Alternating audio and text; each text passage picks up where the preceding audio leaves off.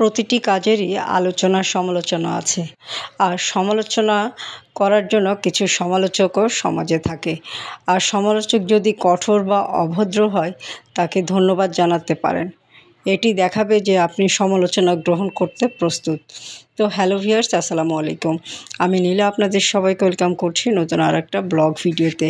আজকের ব্লগ ভিডিওটাও একই রকম, প্রতিদিনের মতো কিছু কথা, কিছু গল্প আপনাদের সাথে শেয়ার করি।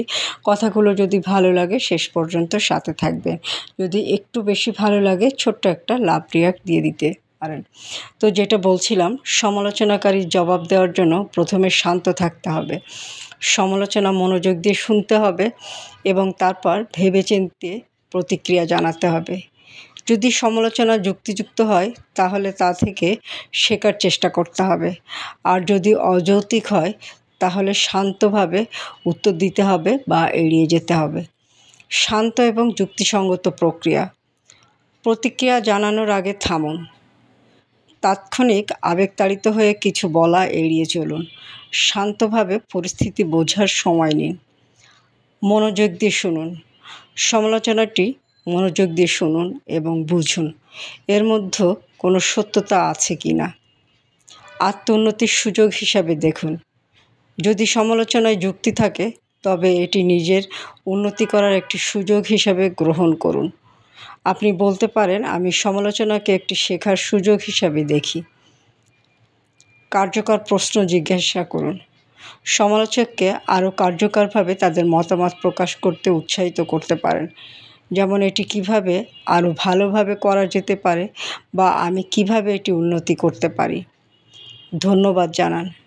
সমালোচক এমনকি যদি তিনি কঠোর বা অভদ্র হন, তাকে ধন্যবাদ জানাতে পারেন। এটি দেখায় যে আপনি সমালোচনা গ্রহণ করতে প্রস্তুত। অযৌক্তিক সমালোচনার ক্ষেত্রে এড়িয়ে যান। যদি সমালোচনা অযৌক্তিক বা উদ্দেশ্য প্রণোদিত হয় তবে এড়িয়ে যাওয়াই শ্রেয়। শান্তভাবে উত্তর দিন। যদি উত্তর দিতেই হয় তবে শান্তভাবে এবং শান্ত স্বরে কথা বলুন। কখনোই তর্ক বা ঝগড়ায় জড়াবেন না। তো এই কাজগুলো করলে আমরা সমালোচনাকারীর সঠিক জবাব হয়তো দিতে পারবো। আর যে কোনো সমালোচনার পিছনে হয়তো প্রত্যেকটা কাজেরই আলোচনা সমালোচনা থাকে, তবে তথাকথিত নিয়মের বাইরে যদি কিছু করা হয় সেক্ষেত্রে সমালোচনা অনেক সময় একটু বেশি থাকতে পারে। তো সমালোচনাগুলোকে ভয় পেলে চলবে না। সমালোচনা থাকবে, আপনি আপনার কাজটাকে শান্তভাবে থেকে আপনার কাজটা করতে হবে এবং আপনার মনোযোগ বৃদ্ধি করতে হবে। আর যেহেতু অতীতকে চেঞ্জ করা যায় না, তাই অতীতকে অতীতের মতোই থাকতে দিতে হবে। বর্তমান যেটা ভালো সেটাই গ্রহণ করতে হবে। আর কোথাও ঘুরতে গেলে সুন্দর একটা শাড়ি পরতে হবে। সুন্দর এই শাড়িগুলো কোথায় পাবেন জানেন তো? সুন্দর এই শাড়িগুলো পেয়ে যাবেন অদ্রি ফ্যাশন অ্যান্ড লাইফস্টাইলের পেজ বা নীলা হাফিজার পেজে। এবং প্রত্যেকটা প্রোডাক্ট খুবই সুন্দর। ভালো লাগলে একটা ছোট্ট স্ক্রিনশট নিয়ে নাম, ঠিকানা, একটি ফোন নাম্বার দিয়ে আমাদের পেজ ইনবক্স করে দিবেন। সুন্দর সুন্দর শাড়ি নিজে পরবেন। সমালোচনাকারীদের মুখে ঝামা ঘষে দিতে হবে।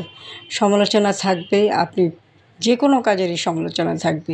পোশাকের ক্ষেত্রেও সমালোচনা থাকবে, তবে শাড়ি এমন একটা পোশাক যা সুন্দর করে পরিপাটিভাবে পরলে এটা নিয়ে সমালোচনা খুব কমই হতে পারে।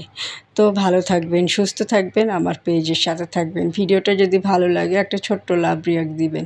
আজকে এই পর্যন্তই। কথা বলতে বলতে বিদায় নিচ্ছি। আল্লাহ হাফেজ, আসসালামু আলাইকুম।